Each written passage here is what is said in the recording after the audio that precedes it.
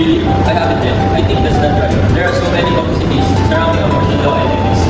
Exactly, it's a sensitive topic. What are your thoughts on it? Honestly, I think it's a human right to choose, but at the same time, there are moral considerations. It's a tough one. Yes, there are valid arguments and points. Do you think the law is going to be get or freedom?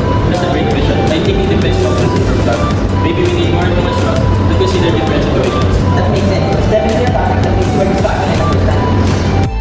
Oops, hang in there. Let's talk about what abortion is. Let's start with the basics. An abortion, also known as a termination, is the medical process of an ending of pregnancy. Abortion is different from a miscarriage, which is the loss of your baby before 24 weeks without medical intervention. But there are different types of abortion in its context. Do you want to explore that first before we dive into the details? Hey Fiona, are you there? Yes, Liz, I'm here.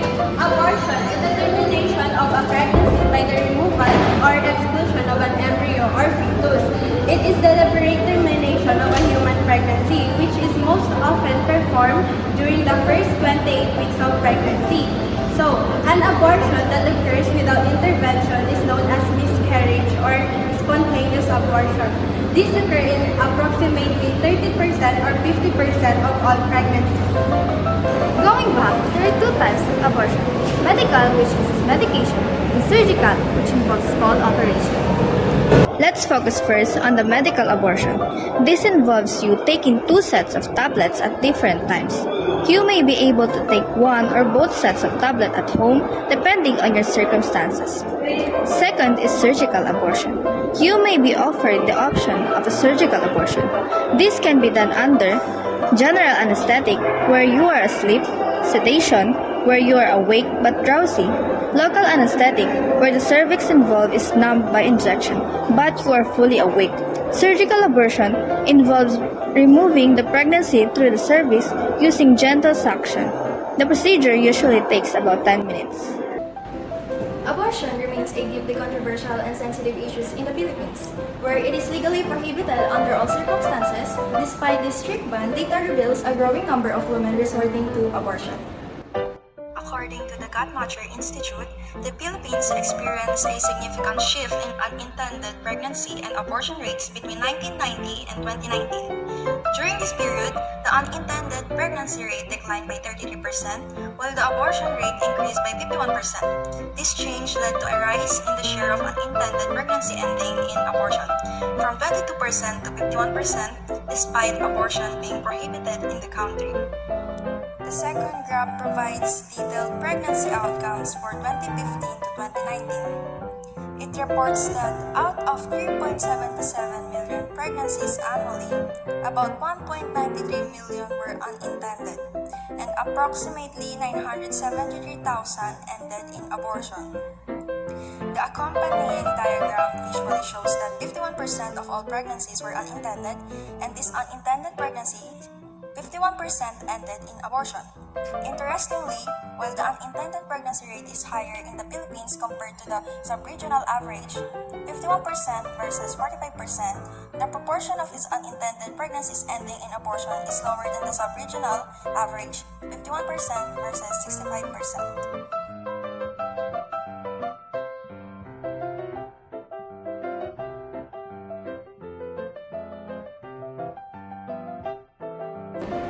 Aquinas views on abortion rooted in his natural law theory and metaphysical principle continue to influence modern ethical debates.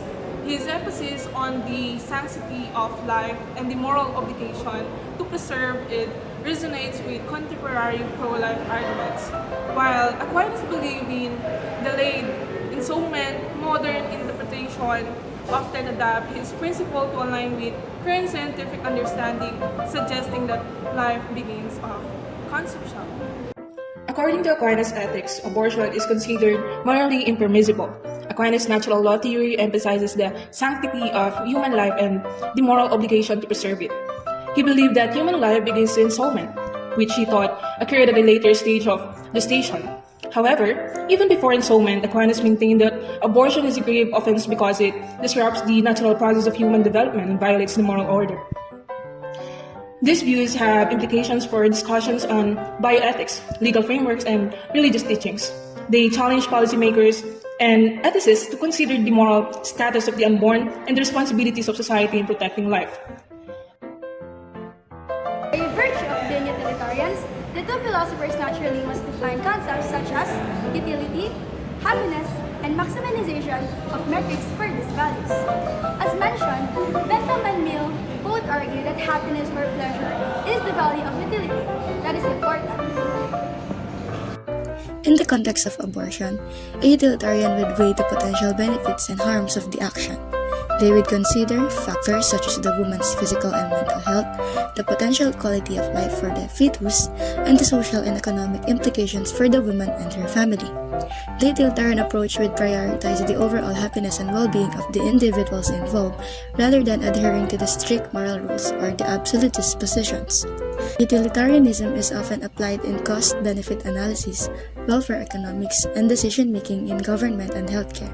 While it remains a widely discussed and debated philosophical framework, the utilitarian approach provides a valuable perspective for evaluating complex moral and ethical dilemmas. Aristotle believed that abortion should be illegal once the embryo can feel and have life, because after that ending, the pregnancy was seen as a very wrong and disrespectful act. Most of his ideas about this come from his writings on biology, where he explains how the embryo develops and what is its status as a living thing. He thought abortion was one of the impious acts, and at that time, it wasn't usually against the law or socially frowned upon. His idea was that calling abortion an impious act would help change how society saw it. Based on his beliefs about life and how living things grow, he argued that abortion should be banned as soon as the embryo starts to feel and have life. I believe that canon falls on duty rationally and principle treating people and ends in themselves, never merely as mean to an end. This ethical framework holds that moral action should be guided by universal law, which respect the autonomy and dignity of rational beings.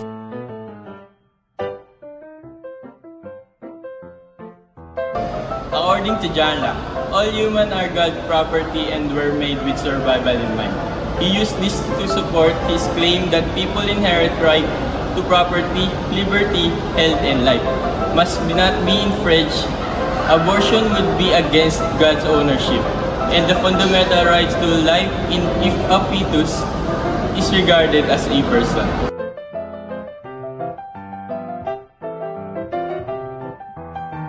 Thomas Hobbes, philosopher known for his focus on self-preservation and social contracts, would likely view abortion through his ethical reasons of racism and survival.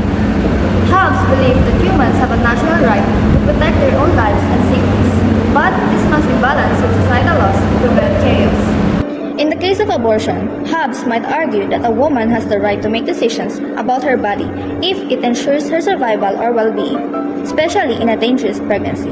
However, since Hobbes also values order, he might support regulated abortion laws to prevent moral and social conflict. His view would likely depend on whether abortion is seen as a threat to societal stability or a personal right to self-preservation.